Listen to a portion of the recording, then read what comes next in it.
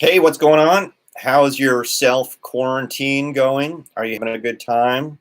Are you finding things to do? Yeah, I hope so. I hope so. Keep at it. Let's stay at home for a little bit. They're shutting down the borders. They're implementing curfews. They're doing all that good stuff. So it's all good. Just get some stuff done, right? I'm having a good time, actually, for the most part. I'm super busy. I planted some seeds, got my garden going. I'm working from home. I'm getting get a cup of coffee going.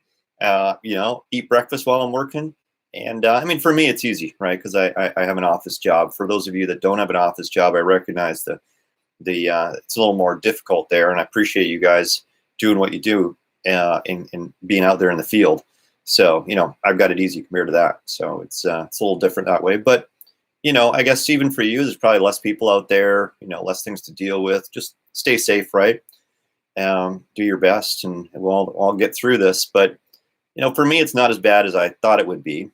But there is one thing that is bugging me, and that is I woke up. Well, I didn't wake up with it, but kind of halfway through today, I got a little itch right there, right there, right. Well, maybe right there, like right in my throat. And I touched my face again. Don't touch my face. And yeah, so that's not good, right? You're not supposed to have an itch in your throat unless you're sick. So I was like, wait a minute, maybe I'm sick. Maybe I'm infected. What's going on here, right? So I want to know. Okay, yeah, no, I'm not going to go to the hospital. I'm not going to get tested. But I thought, I got an itch. So, what's going on there? So the way I figure it could be any number of things, of course, right? And probably not the Wu flu, the coronavirus, the COVID-19, the whatever it is today. But I kind of thought, wouldn't it be good if I could go and look on the internet and find what the symptoms are, so that I could go, okay, well, it's this or it's that. So I went there and I looked, and yeah, it wasn't very informative. Maybe I found the wrong website. So if you have a good website out there that you can recommend and say, Rob, go to this link, that'd be great. Because the ones I went to, not so good. There was one and it said, the best way to find out if you've got the coronavirus is if you've been traveling. It's like, no, I don't think that's the best way, really. I don't think that's the symptom you want to look for, because it's now a pandemic, right? And so you don't need to travel to get it. And even like as short as a week or two ago, people were saying, well, if you haven't traveled, you're totally safe. No. So anyway, I did some more digging, did some more research, and looks like it could be one out of five things. I could have let's see here. I could have the virus, the Wu flu, the coronavirus, the COVID-19. I could have the regular flu, the non-Wu flu. I could have allergies. I could just be sick, like have food poisoning or something like that. Or I could be hungover, which I would never be, but some people might, right? I guess you would know if you were hungover. So maybe that's only four. And so for allergies, I think that if you wake up with it, it's probably not allergies necessarily, unless you're allergic to the animals in the house or dust or something like that. But unlikely, right? Usually it's like hay fever or something of that nature. The flu and the Wu flu, I think that they're very similar symptoms, and I think that the coronavirus, the concern is that you would get it like the flu. You'd have similar symptoms. But then it's going to have pneumonia, and you're going to get complications from pneumonia. You're going to get an infection in your lungs, and that's where problems really occur. Some people get this, and it's just like a mild case of the flu. So there's that. So somebody emailed me some details, and they said, well, what you should do in the morning when you wake up is you should hold your breath for 10 seconds at least. And if you can do that easily, you obviously don't have an infection in your lungs. It's like, well, yeah. Okay, I guess, right? Sure. You could do that, I suppose, but you don't just wake up and have an infection in your lungs. You would be sick for a little while. And so you'd already know something bad is happening at that point. So I guess if you have the flu and you're worried about getting pneumonia and an infection in your lungs, you could do that, and that would tell you. But I think you're going to know before you try holding your breath that something terribly wrong is going on down there. But nevertheless, um, yeah, so there's that. There's itchy eyes was a symptom. And that's really normally for allergies, not for the coronavirus. So if you have itchy eyes, probably not that. Runny nose was an interesting one, right? So most people are saying that if you have a runny nose, it's probably not the coronavirus. But I've seen a lot of people say, oh yeah, that's how it starts. You have a runny nose. So I don't know. I don't know on that one. I don't know. Maybe.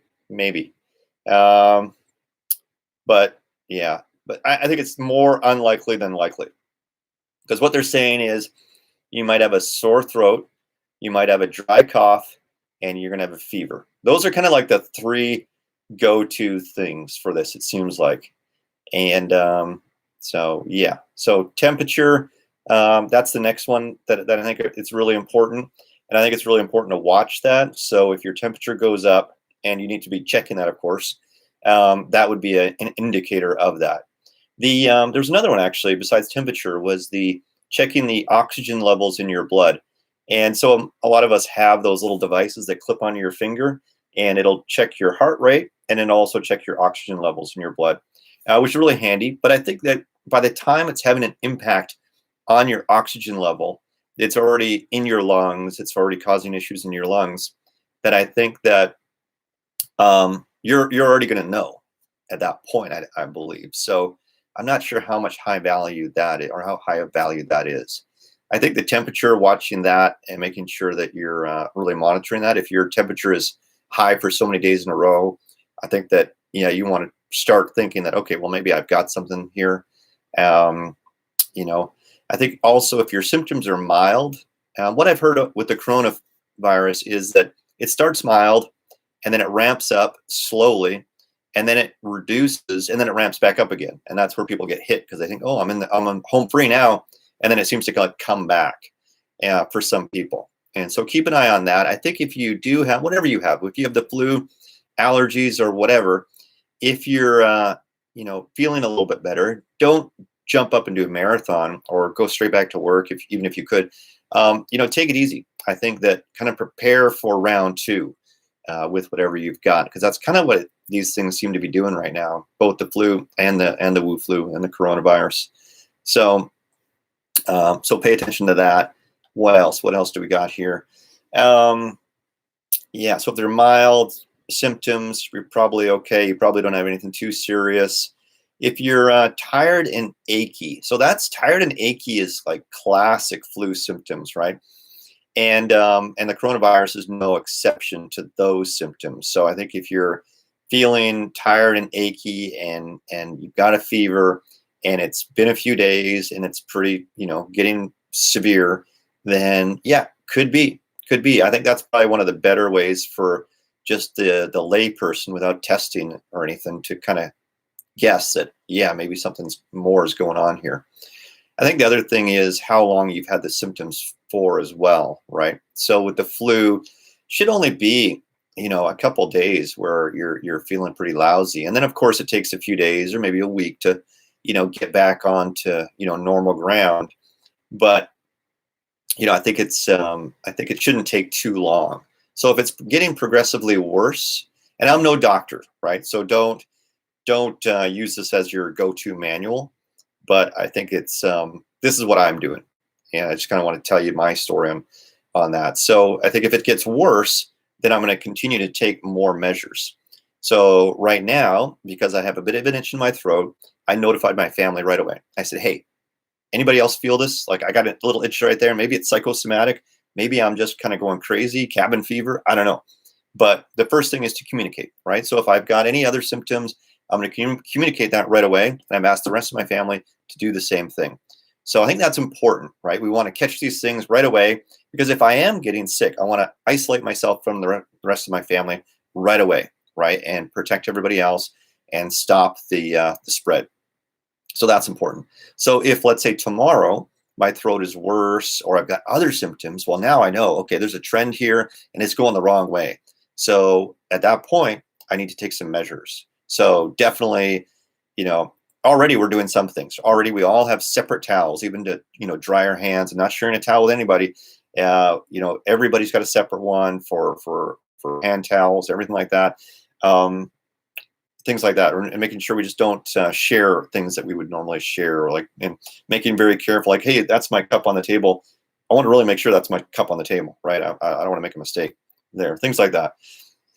Um, yeah, and I think that the other thing is to think about here is that right now, even the flu, it can be you know, a problem, especially for our older people in our family, right? So even if they don't have the coronavirus, then I think we have to make sure we're careful with them, because the risk is, it's the flu is dangerous for our older people. And I don't know what's a bit more polite way of saying older people. It doesn't sound right, but that's what I keep saying. Anyway, I'm so sorry if you're an older person and you find that offensive. My apologies. If there's a better way to say that, like, seniors doesn't sound good either, right? Like, when I'm that age, I'm not sure what I'm going to want to be called. I'm almost that age already, so got to prepare for that. But so we have to take care of our seniors, and if they do get whatever they get, we have to take care of them, especially now, right? Because if they go to the hospital and they've got the regular flu, there's a good chance they could go there and get the Wu flu, and that's going to be even worse, right? So we have to be very careful and make sure we take good care of them. So if you do have them living in your house or nearby, and you're caring for them, whatever the symptoms are, I think we should take those very seriously with our older generations. Older generations, that sounds not so bad, right? Throat, communicated. I'm going to rest. I'm taking lots of vitamins. I'm drinking some hot tea. Oh, that's the other thing I just saw, which was really weird. So there was an article, and it said that the virus comes in, you know, you breathe it in, you taste, and it goes in through your eye, up through your nose, in through your mouth. And if you're drinking a lot of fluids, then especially warm fluids, they advise don't drink cold fluids. But if you're drinking warm fluids, then that can actually flush the virus into your stomach rather than having it absorb into your blood. I don't know if I believe that. It doesn't sound scientific, because my guess would be it would immediately get into your bloodstream. But I'm no scientist or doctor. So if you know about that, because I'm drinking lots of tea just because I like to hydrate and I think it's healthy. But it'd be interesting to know if that is actually a real thing. They were saying that you should have a sip of something warm to drink every 15 minutes, and that's going to help you prevent that. I just wouldn't want to be in an area where I'm going to be breathing that in anyway, if I can help it. But see, my cough's getting a little better. Just coughed once, I think, this video, right? Yeah. So anyway, that's it. Yeah. So I'll let you know how it goes tomorrow. Hopefully I feel better. But if not, it'll be an interesting case study, and I'll tell you how it progresses. So anyway, that's it for me. Thank you very much. Safe travels. See you later.